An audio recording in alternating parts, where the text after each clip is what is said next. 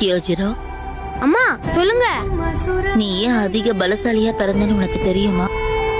பலவீனமானவங்களை நீ காப்பாத்தணுன்றதுக்காக. இறைவன் உனக்கு கொடுத்த இந்த பலத்தை வச்சு எப்பவும் மத்தவங்களை நீ காயப்படுத்த கூடாது.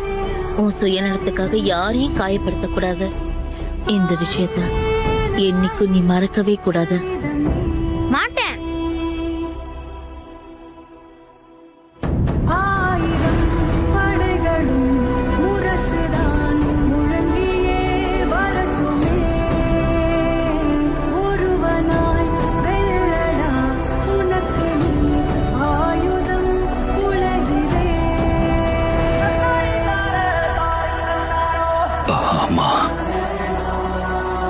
நான் செஞ்சது சரி நீங்க நினைக்கிறீங்களா?